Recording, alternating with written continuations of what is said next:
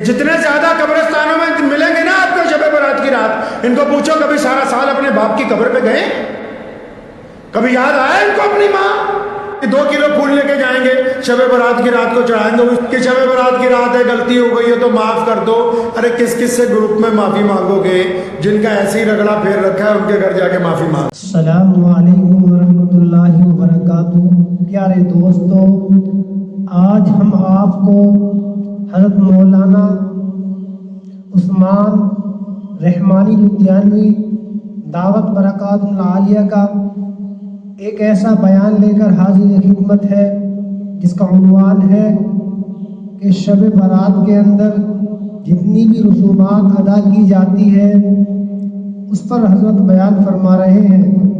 پیارے دوستو، بیان کو مکمل سننا انشاءاللہ بہت ہی زیادہ فائدہ ہوگا۔ چلو چلتے ہیں بیان کی طرف۔ ہم کس طرح منا رہے ہیں؟ عاشق تو وہ ہوتا ہے جو محبوب کے طریقے پہ چلے۔ میں مانتا ہوں محمد رسول اللہ اس رات کو قبرستان تک گئے، اس قبرستان میں رسول اللہ صلی اللہ علیہ وسلم کا کوئی بھائی بہن نہیں ہے، اس قبرستان میں رسول اللہ صلی اللہ علیہ وسلم کی امی نہیں ہے۔ رسول اللہ صلی اللہ علیہ وسلم اپنی امت کے لیے گئے، وہ تو رات کے اندھیرے میں گئے، اپنی امت کے لیے دعائیں مانگی۔ تم تو موٹر سائیکل پہ جاتے ہو چیختے چلاتے ٹولیاں بنا کے، تو کیا یہ سنت کے مطابق ہے؟ وہ تو گئے، ان کے لیے قرآن پڑھا وہاں جا کے۔ تم جاتے ہو غیروں کے طریقے پہ موم بتیاں گاڑ کے پھول ڈال کے تصویریں کھینچ کے فیس بک پہ ڈالتے ہو، کیا یہ سنت کے مطابق ہے؟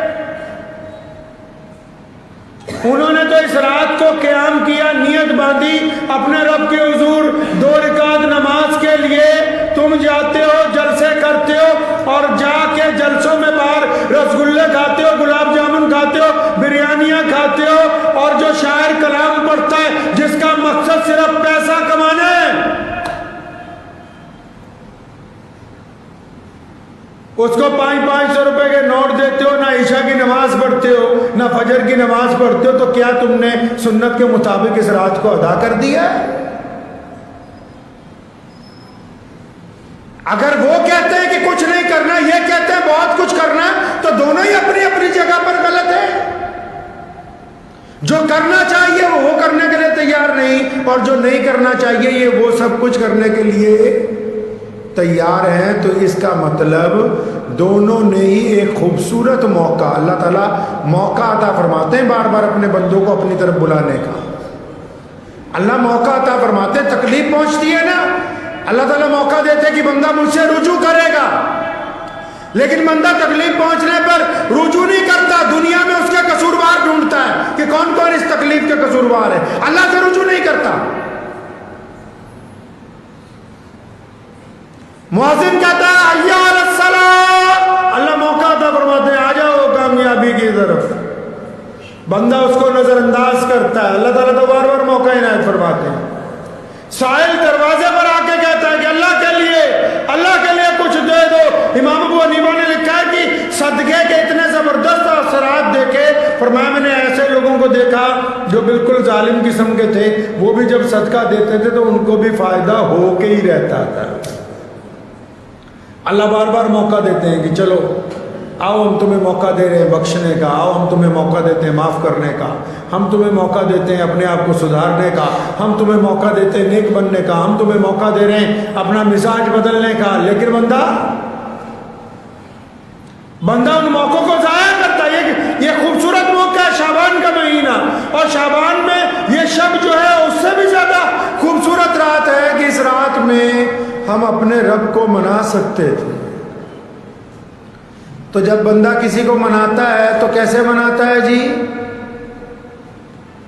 ہماری کسی سے بگڑی ہوئی ہو، ہم اگر وہ سڑک پہ مل جائے تو اس انتظار میں رہتے ہیں کہ یہ تھوڑا سائیڈ کو ہو جائے وہاں بات کریں گے، پیچھے پیچھے چل کے جاتے ہیں کہ اپنے گھر پہنچ جائے وہاں بات کریں گے۔ کیوں؟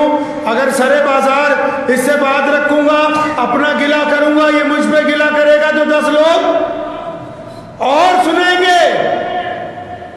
اللہ معافی کے موقع دیتے ہیں، محمد رسول اللہ نے حکم دیا کہ معافی کے مواقع، معافی کے نوافل اپنے گھر میں ادا کریں تاکہ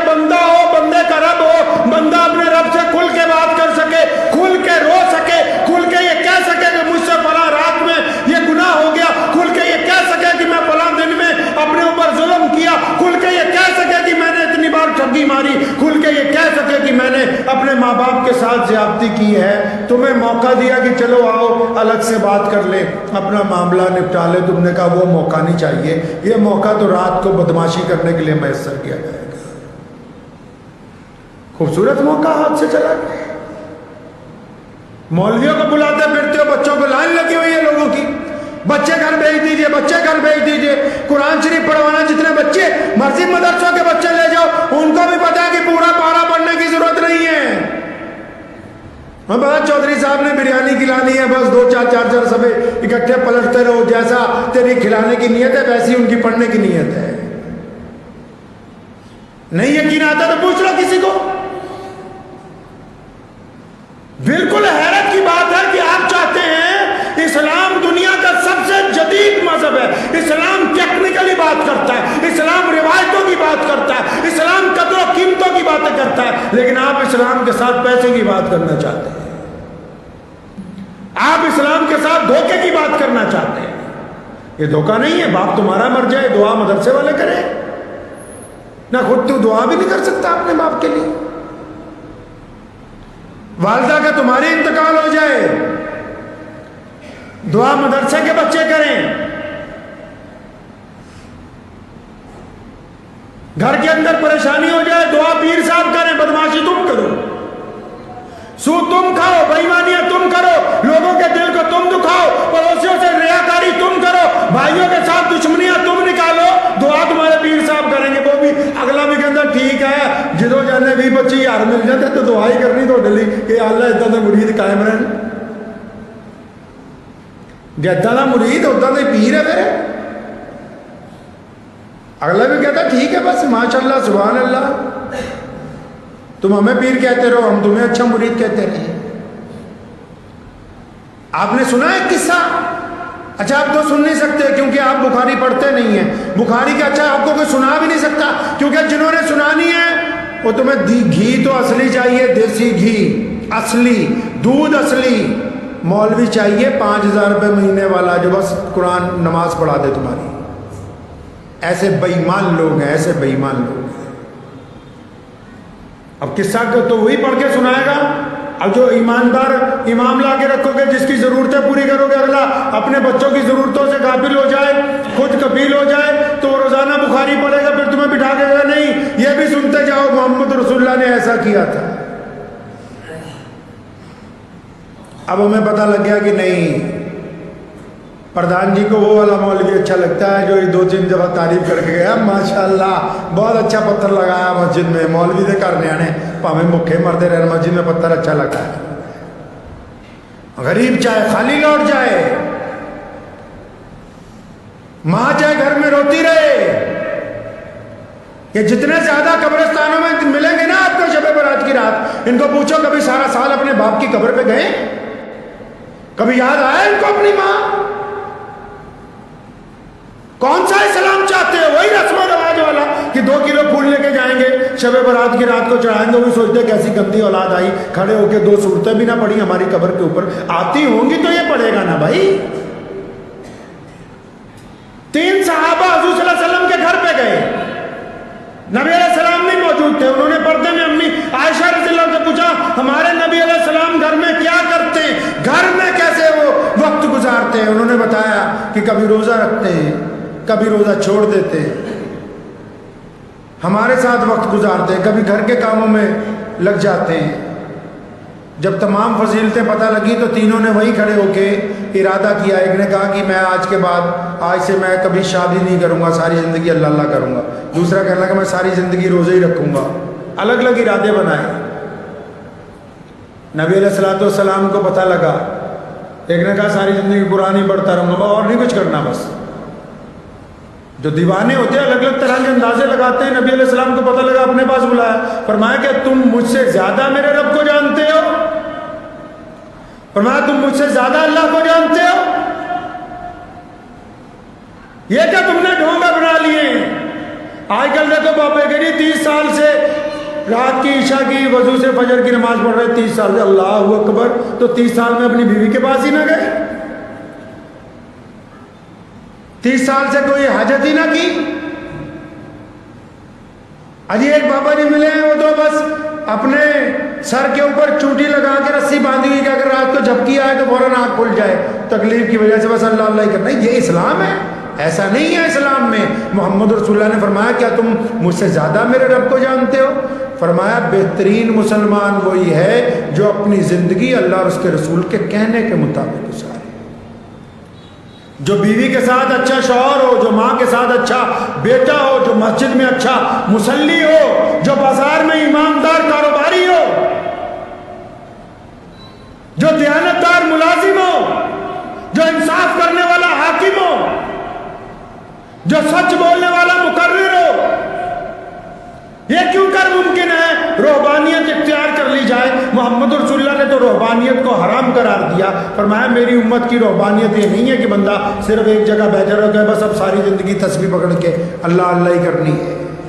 خیر بیچ میں تو ضمنی باتیں نکل آئیں، بات شب برات کی چل رہی تھی، تو میری تو آپ سب سے خدارا یہ درخواست ہے کہ آج کی رات کو یہ بھی نہ سمجھے کہ کچھ برکت والی نہیں، بڑی مقدس رات ہے، لیکن اس مقدس رات کو سڑکوں پہ پھر کے ضائع نہ کریں. اس مقدس رات میں اگر زیادہ ہی پیسے خرچ کرنے کا شوق ہے کسی غریب کے گھر میں دے آئیں جہاں چولہا نہیں جل رہا ہے، اور واقعی آپ اللہ سے معافی مانگنا چاہتے ہیں تو واٹس ایپ پہ تو صبح سے آپ لوگوں نے چلا ہی رکھا ہے کہ شب برات کی رات ہے، غلطی ہو گئی ہے تو معاف کر دو. ارے کس کس سے گروپ میں معافی مانگو گے؟ جن کا ایسے ہی رگڑا پھیر رکھا ہے ان کے گھر جا کے معافی مانگا،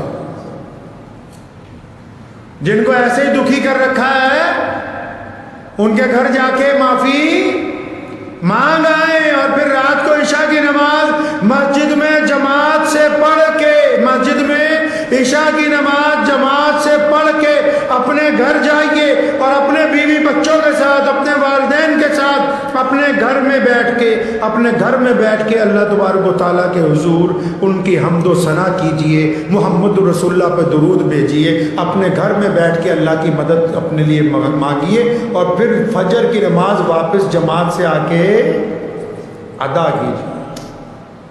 تب تو یہ رات ہو جائے گی مکمل.